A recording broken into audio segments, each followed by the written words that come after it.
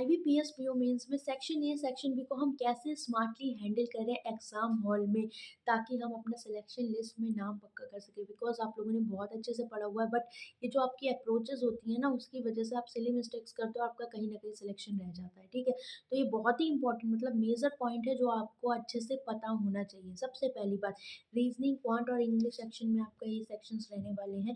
Reasoning और English की बात करते हैं पहले, फिर क्वांट की बात करेंगे। तो इसमें आपको पता है रीजनिंग में आपका 15 क्वेश्चंस रहेंगे 2 मार्क्स के, दैट इज सेक्शन ए में, और सेक्शन बी में 30 क्वेश्चंस रहेंगे 30 मार्क्स के। तो इसमें आप अपने अकॉर्डिंग देख सकते हो। और एक चीज़ और बताऊं, गो थ्रू ज़रूर करना दोनों सेक्शंस को, क्योंकि समटाइम्स ऐसा होता है कि 2 मार्क्स में हमें थोड़ा सा डुएबल मिल जाए, या हमें लगता है 1 मार्क्स वाले सारे ईजी होते हैं, राइट, बट वहाँ हमें टाइम लग रहा होता है। तो अगर आपकी प्रैक्टिस अच्छी है तो दोनों सेक्शंस को एक बार गो थ्रू ज़रूर करिएगा। बट यहाँ पर वेटेज की बात करें तो आप 1 मार्क्स वाले की तरफ भी जा सकते हो रीजनिंग सेक्शन में। ठीक है, बट अभी हम इंग्लिश की बात करें तो इंग्लिश में सेक्शन ए में आपके 5 क्वेश्चंस हैं, दैट इज 10 मार्क्स आपको यहाँ से मिलेंगे। और सेक्शन बी में आपके 30 क्वेश्चंस रहेंगे 30 मार्क्स के, राइट। तो आप इसमें 1 मार्क्स वाले क्वेश्चंस को भी गो थ्रू कर सकते हो, बिकॉज सेक्शन टाइमिंग रहेगी और आपको यहाँ पर डुएबल चीजें भी मिलेंगी, बट गो थ्रू हमें दोनों सेक्शन करने हैं। अब बात आती है डेटा इंटरप्रिटेशन और डेटा एनालिसिस की।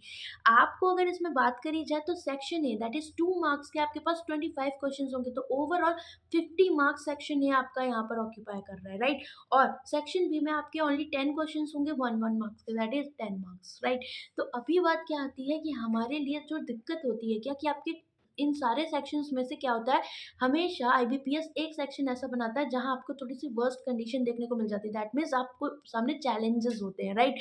तो आपको सबसे पहली चीज जो करनी है वो क्या है, कि ऐसा हो सकता है जब आप स्क्रीन पे जब क्वेश्चंस वन बाय वन देखो, आपको कुछ नहीं आ रहा हो, ऐसा भी हो जाता है। ठीक है, लगता है कुछ नहीं आ रहा, तो हम डिमोटिवेटेड होना स्टार्ट हो जाते हैं, हमें लगता है कि यार क्वेश्चंस ही नहीं आ रहे, हम आगे बढ़ते जाते हैं। बट एक चीज बहुत अच्छे से ध्यान रखना है कि पीओ मेन से हमें सारे क्वेश्चंस नहीं करने, हमें चूज कर करके क्वेश्चंस करने हैं। तो सबसे पहला पॉइंट ये है कि मोटिवेटेड रहना हो, और हमें पता है कि कभी कभी बहुत टफ भी कोई सेक्शन आ जाता है, तो हमें उसमें से वो डुएबल क्वेश्चंस छांटने हैं जो हम कर सकते हैं। तो इसलिए गो थ्रू करना बहुत इंपॉर्टेंट है हमारे लिए, स्पेशली क्वांट सेक्शन को, राइट।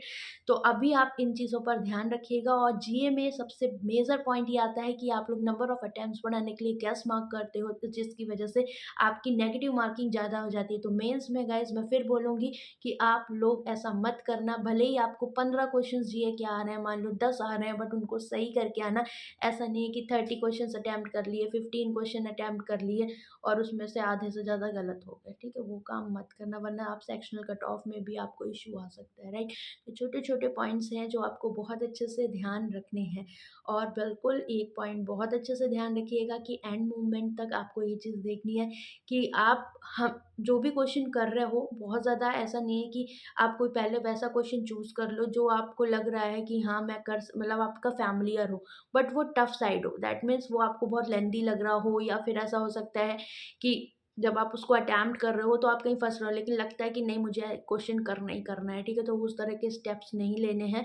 मेंस का एग्ज़ाम है, बहुत ही केयरफुली चूज़ करना है क्वेश्चन को, और सबसे पहले डुएबल हो, चाहे वो 1 मार्क का हो 2 मार्क का हो, उसको आप पहले अटेम्प्ट करिएगा। और इसके अलावा डिस्क्रिप्टिव पेपर में आप ये चीज़ ध्यान रखिएगा कि नंबर डाल लेना कौन सा अटेम्प्ट करो, क्योंकि आपके पास चॉइस होती है ऐसे में भी और आपका लेटर राइटिंग में भी। और नंबर ऑफ वर्ड्स का बहुत खास तौर से ध्यान रखिएगा। ठीक है, छोटे छोटे पॉइंट्स हैं जो आप अच्छे से ध्यान रखिएगा। एग्ज़ाम सेंटर पे टाइम से जाइएगा, ताकि स्ट्रेस ना रहे आपको कि भाई मतलब हो जाता है ना लेट लपाट मत होना।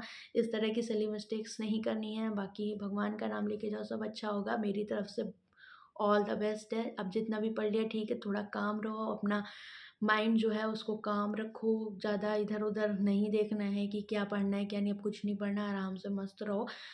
थोड़ा बहुत जीए रिवाइज़ करना, और बाकी के सब्जेक्ट्स को अब नहीं पढ़ना है, ठीक है? अब जीए रिवाइज़ करना है करिए, काम रहिए और अपना एग्ज़ाम अच्छे से दीजिए। All the best guys, bye bye, take care.